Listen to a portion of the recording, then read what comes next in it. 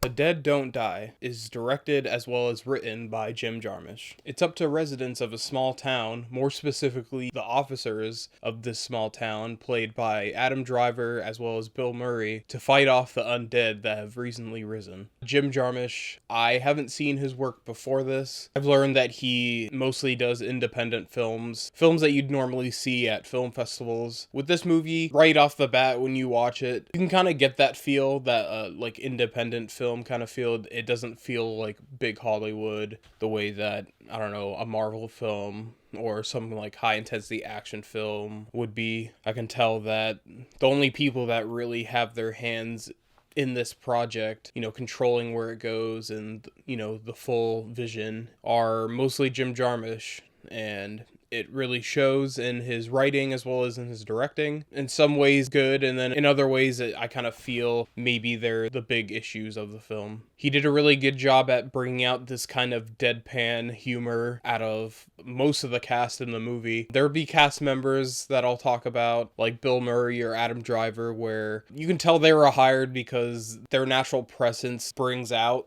a deadpan kind of humor. And going on to the characters, I thought that, whether it be the actors with the most notable performances to the least notable, you can get this feeling of, like, comfort from all these characters, just with their personalities and everything. The movie starts with Bill Murray's character and Adam Driver's character, and just with the way that they act, you can tell that they're only as calm as they are because it's a very uneventful town, not until the actual plot takes place. And that goes on to the most notable performances to me were Bill Murray. Seeing him in this movie, it's a sight for sore eyes because he brought to this performance what he would bring to any other, and I can tell very much that that's why he was casted in this movie. Adam Driver, he's no different, but I haven't really seen him do comedy before. I know that he was in movies like Logan Lucky. I can tell that humor is second nature to him, opposed to, his dramatic roles. I thought he did a really good job in this movie, and there was no moments in the movie where you felt that Bill Murray maybe outshined Adam Driver or vice versa. I felt that they had really good chemistry in the movie. From beginning to end, it was always enjoyable to see them on screen, and sometimes they weren't, the main characters on screen at the time. This movie has a pretty big cast, but the whole time you don't ever feel like this cast is, it's way too big. Despite a few plot points, I do feel that the cast got enough airtime all the way around, and that everybody got enough time where you got to know the characters enough before anything actually happened. Tilda Swinton is in the movie, and I felt that she did a great performance as well. Most everything I see her in, she gives a real grade A quality with the roles that she's given. Yeah, in this movie, she very much stuck out in comparison to other characters that are in the town. She gives off this very fish out of water personality that's very enjoyable to watch, while at the same time she's a charismatic character you can get behind. The people in the town, they all kind of have this very calm personality, like I was mentioning, and I like that. But there are these three characters that come into town. Selena Gomez and her friends, they come into town. They're not from there, and they don't have a different kind of presence to them. It's very similar to how everybody's acting, and if you want all these characters to kind of pop out in their own way, they're from, like, the city, essentially. And I feel like maybe if they had this very excited, stoked personality, very, like, maybe youthful kind of acting, it would have made them pop out more. But I can tell that it was probably the direction style that affected them kind of giving off this deadpan kind of presence that everybody else had been giving. So going on to the cinematography, I liked it in this film. It kind of went hand in hand with the plot sometimes. Right at the beginning of the movie, Bill Murray and Adam Driver would drive past, it'd be like establishing shots, essentially, like transition shot. You watch movies, let's say someone's got a new job in the big city or something.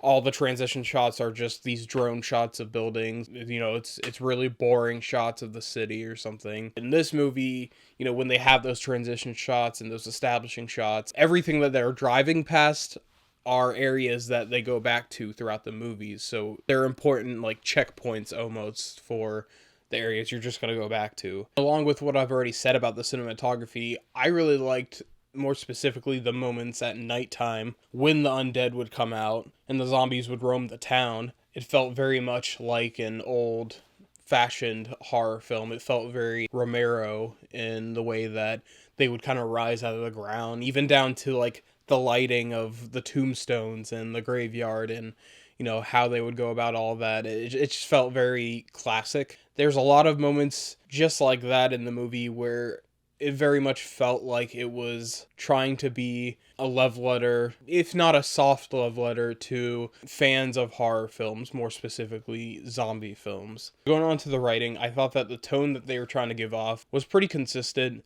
The comedy was great. I went to see an early screening of this movie, and the rest of the people that were in the crowd, the jokes were hitting because, everybody was kind of laughing out loud and everything. And a lot of the times that I didn't expect this going in, there's a lot of like meta jokes, and even gets to the point where there's a lot of plot points that go like full meta. And that was also, it just added even more to the humor, which I thought was probably the strongest part of the movie, was the comedy. But when it came to the actual story is where I felt the issues mostly lied. The movie starts by establishing all these characters that live in the town, but then there will be these other characters that you see that come into town later into the movie. But with what happens, nothing really comes out and they don't really contribute anything to the point where you kind of leave the theater wondering why they were even in the movie. Nobody really gets fleshed out either. No one has real story arcs, not even the main characters, Bill Murray's character and Adam Driver. So you're kind of just watching everybody just deal with this zombie apocalypse essentially, but nobody is different at the end than they were at the beginning. The movie could have just been so much stronger if they tried adding some kind of arc to at least a few of the characters. At least the characters that get the most screen time. And there are other parts of the story that just kind of happen randomly without explanation, and you kind of have no choice but to just accept it. Tilda Swinton's whole subplot in the movie, although it's funny where it goes, there was nothing to hint at it, and there's no explanation to why that even is, to the point where it feels like a totally different movie compared to what's actually going on at the time. It actually gets to the point where there are some characters that were established that will kind of just disappear off screen towards the end of the film and you never see them again. You being someone who's trying to be invested in all these different characters, there are some characters that have clear fates of what happens, but then there's other characters where they're just gone now. Yeah, there's just a lot of moments in the movie where you just have to accept what you're being told as well as what you're visually seeing. Not all movies, but to me, with some, if you see it, let's say, with family or friends, and you leave the movie with some questions, something that leaves room for discussion with the people you saw it with, I don't see anything wrong with that. If anything, I encourage that, and there are a lot of movies that are on my favorite movie list that end in ways like that, so I don't have an issue with that. But I feel that if you end up leaving the movie with more questions than you had when you went in, that's where I feel like the problem lies, and I feel like this movie is a huge example of that. I can kind of tell that I really wasn't the only one feeling that way. When I went to go see the showing of it, a lot of people kind of left silent or, saying, oh, okay. Everybody was kind of like confused with how it ended, and the issues I'm bringing up are resonating with other people. And I just felt like the movie would have been stronger if the consistency it kept throughout the whole film remained at the end. I don't regret seeing this film. Despite all the things that I had said, it was very refreshing to see, especially considering throughout this whole year, I've been seeing nothing but these big Hollywood-produced films, and to see something like this that's very independently made almost, it was very nice to see, and it was almost this like comfort food of a film, as well as being refreshing to see certain actors like Bill Murray or Adam Driver kind of come out of his dramatic suit and do something comedic. It was very nice to see. I would recommend that you see this if you are a big fan of horror movies, more specifically classic horror films, and just zombie flicks. So with all that said, I'm going to give The Dead Don't Die a C+. So those are my thoughts on The Dead Don't Die. What's your favorite zombie film? Put it down in the comments below. As usual, if you like this video, subscribe, and thanks for watching.